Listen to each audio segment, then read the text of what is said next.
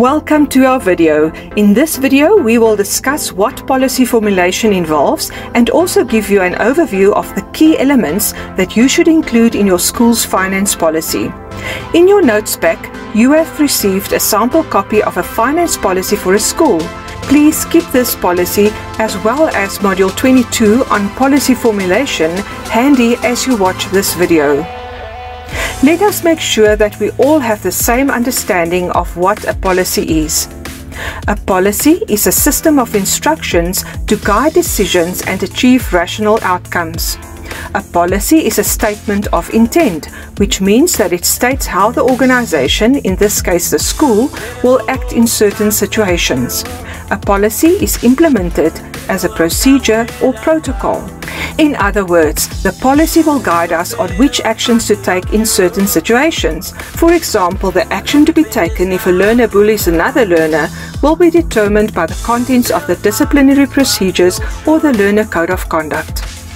Schools have policies that deal with a number of issues. For example, the language policy will deal with the school's language of instruction. The admission policy will deal with admission of learners. The school safety policy will deal with safety of learners, staff and visitors to the school. In the same way, the finance policy will determine how the funds of the school will be managed. Just like any other organization of which the governing body is responsible for developing policies, the SGB is responsible for developing the school's policies. Policies should be easy to carry out and be written in a language that is understandable. A good policy will reflect the vision and the mission of the school. The policy must be developed in consultation with all those who have an interest in it. This includes staff members, parents, learners, and other parties. Policies are important for good governance because they provide the means for SGBs to clarify functions and responsibilities, meaning who needs to do what. Make decision-making transparent. In other words, there are no hidden agendas. Ensure that the policy aligns or is consistent with the law and other departmental policies. Engage with and inform the school community on matters of importance. The policy development process consists of 8 steps or key stages. The first step is to identify the need for the policy, which is the why. Secondly, identify the who. Who will take responsibility in the policy development process? For example, an individual, working group, or subcommittee. Thirdly, gather information on legal responsibilities and other aspects. In other words, the how. For example, when drafting the school's finance policy, the SGB should adhere to the stipulations of the SA Schools Act and the Eastern Cape Department of Education legislation.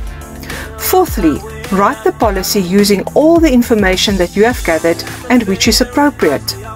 Next, consult the stakeholders, the rest of the SGB staff members and parents for their input on whether the policy is suitable to address the needs. After receiving feedback from all the stakeholders, the SGB must now finalize and approve the policy. Finally, the policy may be implemented. A very important task of the SGB is to revise the policy each year and to adjust if necessary. The revision, review and implementation processes should be ongoing. The need for policies will always be there, as schools, just like businesses, need to agree on steps to follow when dealing with issues such as finances and safety.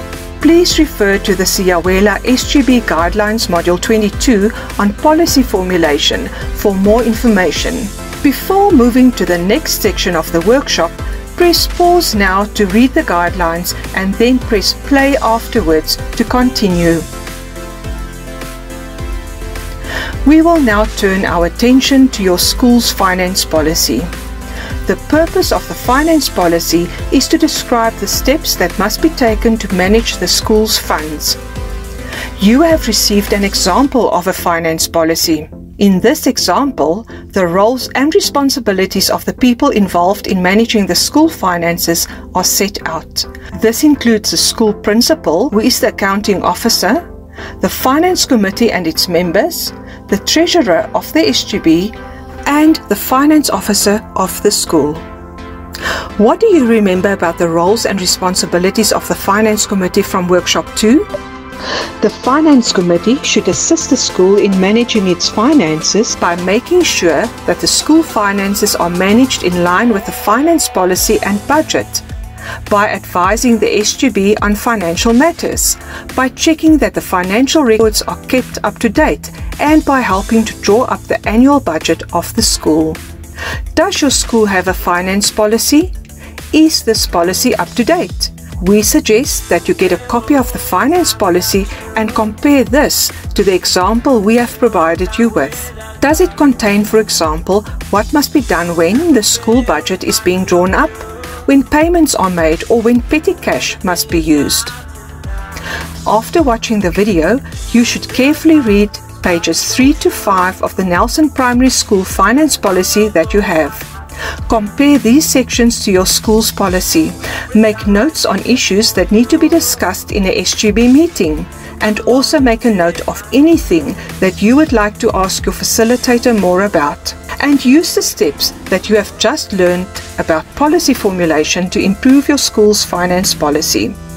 We have reached the end of the discussion on policy formulation and the school's finance policy.